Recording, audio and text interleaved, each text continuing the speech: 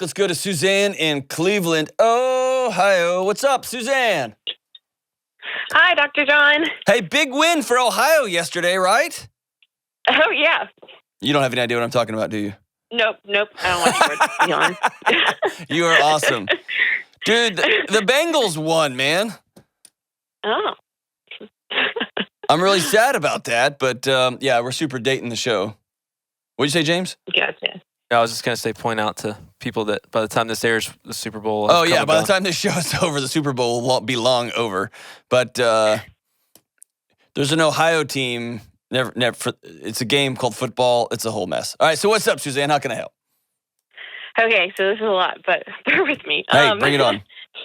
My parents are in the middle of a very messy divorce. It's probably an understatement. And my dad, over the past year, has been making progressively worse and worse and worse choices. And I'm just trying to figure out how to handle all of it and what my position is to, like, where to step in. Yeah, how to process. So you use some very eloquent distancing language. I would love. What does messy divorce mean? Well, there's a lot. Messy divorce, like, they can't, like, they can't be in, like, the same room together, my parents, and my dad's refusing to sign divorce papers, so it's like he's just kind of getting pushed along through all of this. What started all of this? What started all of it? Well, oh goodness, a lot. My dad growing up was kind of abusive, and There's no such thing as kind of abusive. What kind of abusive was he? Verbally and physically to my mom, I would say. Okay. And financially. Yeah. God, I hate that very for real. much so financially. What was the inciting incident that she just said enough's enough? We found out that there was some infidelity on his part. There was infidelity on my mom's part as well. That's kind of what started the whole, like, downfall of everything. And then he wanted to work things out. And then, yeah. And then it got, the end was when we found out that it was him too. And your mom just said, let's just call it. My mom changed all the locks on the door. So y'all grow up. He's abusive. He's physically abusive. He's verbally abusive. He plays power games with money. Your mom, very much so, yeah. Your mom has eyes for somebody else, has an affair or two or three or four, and he finds out and says, "We should change. Let's come back together." And then she says, "All right, I'm in." And then she finds out he's been cheating on her, and she says, "Yeah, I mean the we should, like, get back together." That was probably like 6 years and of them trying to make things work, but it was a lot of counseling sessions and nothing came out of it. My dad was that's when the peak abusive stuff happened. I would for sure watch this TV show, by the way, for sure. You haven't even gotten to, like, the juicy part yet. All right, so it's way better. When you say he's making increasingly worse choices, what does that mean? Okay, so in the last year, he started partying pretty hard, and then yes. How old is he? 65. Seems like a good time to start partying. No, sorry, 56 or 58, somewhere 58. in there. Okay, so he just decided, I'm gonna let the. I'm gonna start partying. Then what happened? Yeah, he started partying, and then last year he joined a motorcycle gang. Dude, your dad's in Sons of Anarchy. Yeah. So yeah, that's been a bit frustrating because I can't even have, like, a conversation with him anymore without that being all that's talked about. Just his gang. So motorcycle gang, it's got a connotation to it, but I knew some guys that were in a great group. Is he looking for connection and camaraderie, or is he like, definitely looking for connection and camaraderie, but they're getting into some not so good things. Okay. All right. Okay. So it's not influencing him in a good way. Like, we grew up in church and stuff, and there's like, what kicked off all of this in my call to you is that I just found out about 3 weeks ago that he pressured my little brother, who is about 21, into doing meth with him. Oh, gosh. And I'm wondering if it's a problem, and I was told this by my brother in complete confidence. What do you mean you're wondering if this is a problem? Yeah, no, I get that it's very much a problem. Good. All right, thank you. More so like an addiction problem, because he's also lost like 100 pounds in the last 2 months. Meth will do that to you. Yes. Yeah. Yes. So, what's your question? So I wasn't supposed to tell anybody about this, and my dad has custody of my brothers on the weekends, and I'm not supposed to tell my mom about this. But then I did tell her. But now we all don't know what to do, because I don't want to ruin the relationship between me and my brother, because I told my mom. So tell me about it has to be confronted. The kids in the custody. There's children involved? Yeah, I have a 10-year-old brother and a 15-year-old brother that's seeing my dad on the weekend. Holy smokes, yeah. So this conversation just took a significant turn. And yeah, it's a lot. Yeah. So, number one, I was poking some fun and all this. I know this is super hard for you. Before we get into what we need to do, have you sat down and grieved this? This is shapeshifter for you. There's been a lot of crying. I don't know if I've fully grieved it. It definitely keeps me up at night. Yeah, exactly. There's a couple of things. And I'm married out of the house with. I just had my first daughter 2 months ago. So like yeah, it's definitely like just overflowing into that relationship. So I don't know. It's a lot. Big time, yeah. So my guess is you're gonna have to spend some time, whether it's with you and a notebook, writing some letters, some imaginary letters that you're never going to send. One of which is probably when you were a little girl to your dad. Like, what was so bad about me as a 7-year-old that you had to yell at me like that? And how dare you hit mommy, right? And you need to process that. You need to process when you found out that mom had cheated on dad. And like, mom, that's not how you raised us. Like, what happened? Like, what, you know what I mean? And then you're going to have to process and grieve watching your dad literally wither away in front of you. Yeah. And then, so there's a both and to this. You got to grieve that hard stuff. And that's a whole process. Given what you grew up with, if you haven't spent time with a counselor, you probably should. If you haven't ever sat down and told your husband some of the hard stuff, you probably should. Yeah, he's really supportive. He knows a lot of. He's probably too involved in all of it as well. Well, he loves you, right? And he's not going to be that kind of guy. You probably married well. You didn't repeat the cycle, did you? No. It's awesome. Not at all. He's an awesome dad, and I love him. We're great. So what will happen is, as your daughter gets older, your body will begin remembering her trajectory through this system. It will remember you at 4, and it will remember you at 7. It'll remember you at 14 when your dad said this or did that, or his buddy came over and looked at you like this. Those things will begin to come up as your daughter grows up, if they haven't already. And so dealing with this trauma, dealing with this, grieving this is so important for you, for your relationship with your daughter, for your relationship with your husband, but for you. Like you say, it's keeping you up at night. And I want you to have a night's sleep, okay? I want you to have peace. Yeah. So here's the both and. So you got to grieve what happened. You got to own what happened. And you got to deal with the tornado that's sitting right on top of your house right now. Yeah. If you know somebody is sharing meth with their child, with their 21-year-old, then I'm going to sit down with my younger brother and say, hey, I need you to know as the adult, how old are you?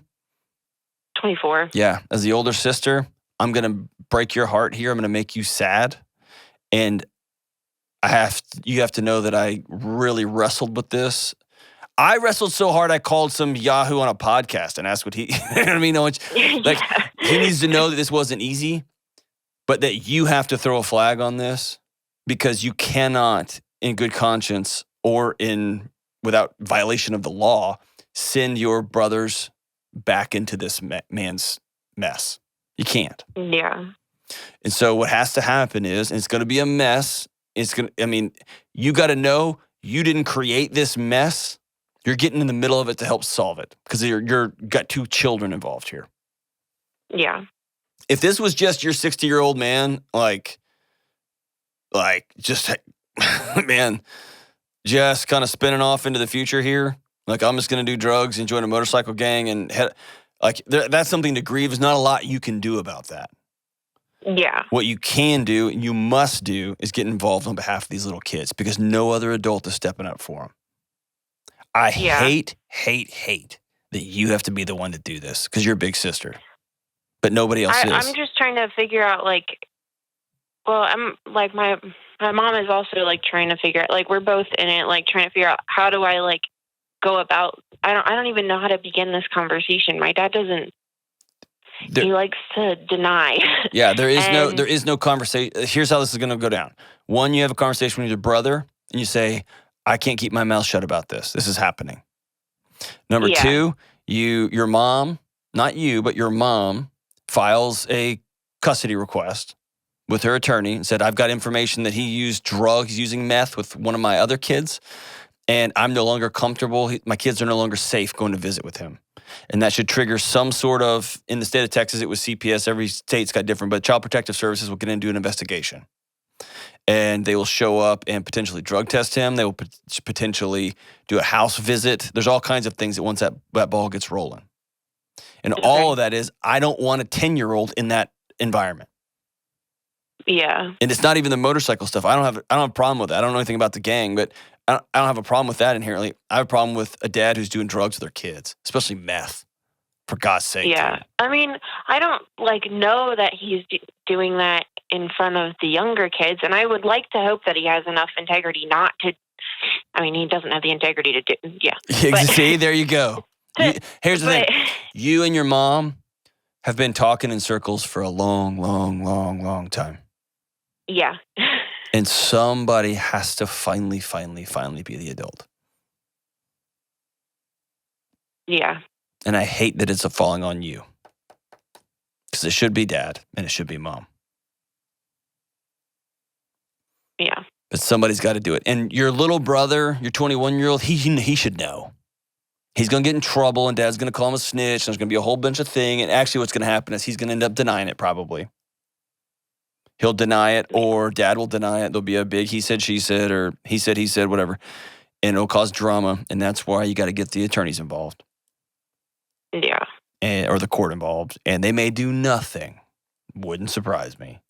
But you at least let dad know, hey, this kind of behavior is not cool. Even if you go as his daughter and write him a letter and say, you can't do this with my brothers and sisters. My brothers. You can't do it. Can't do it. So, what if he just denies it? And, how would I know if he's actually honest about not doing it anymore? Has he ever been honest with you before?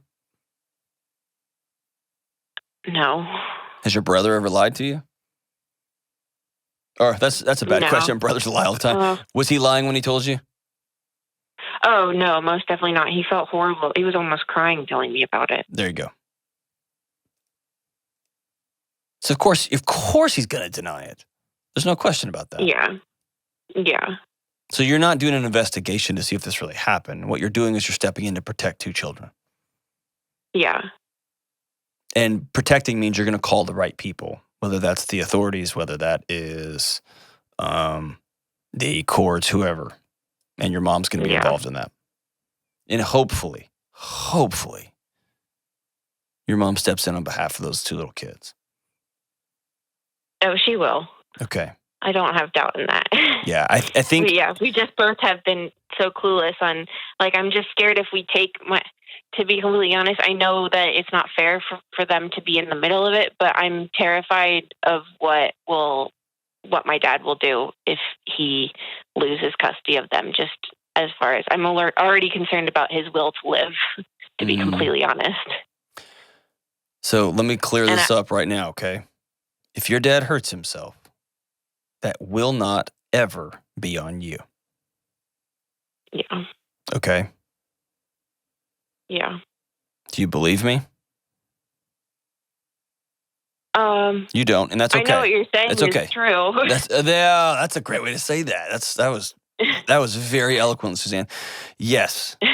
You know what I'm saying is true, but you don't believe me, and I get that. Totally get that.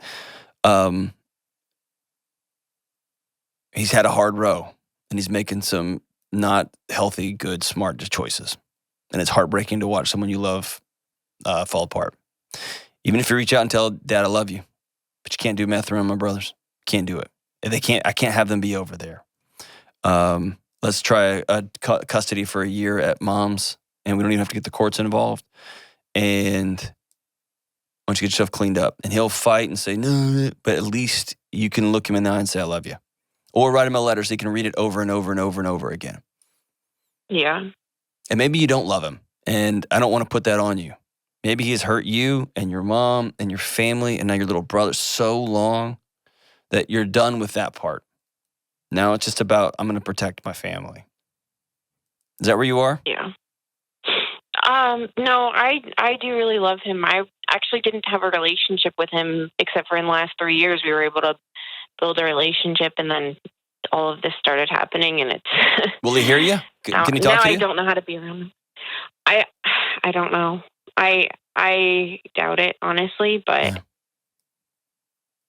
Okay. I would try. So if you're safe, if you feel safe, yeah, maybe that's the breakfast the breakfast meeting that I love so much, and you have a handwritten letter that you hand him at that breakfast, and you say, "Here it is. I'm worried about you. You lost 100 pounds.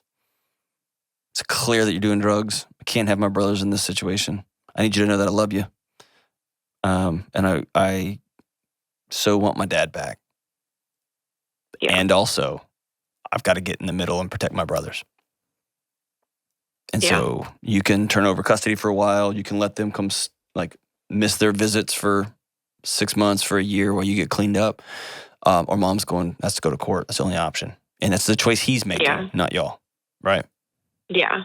No, you're right. Yeah. And this is so, so hard. I'm sorry. I'm heartbroken for you, Suzanne. Yeah. It's a lot. It's so much. And it's one of that old, not by your hand, but in your lap. You didn't ask for it, and here it is, bam-o, right? Yeah. But I whenever this gets hard, I always want to circle back to those little kids. Yeah. And they have somebody, an adult has to step in for them. Stay on the line here, Suzanne. I'm gonna send you a copy of this new book. My new book. It's called Own Your Past, Change Your Future. And it's exactly what we're talking about here. You got to own the stuff that's what's happened. You got to grieve it. And then you got to be about doing the hard, gut-wrenching, hard stuff of changing what comes next. Whew.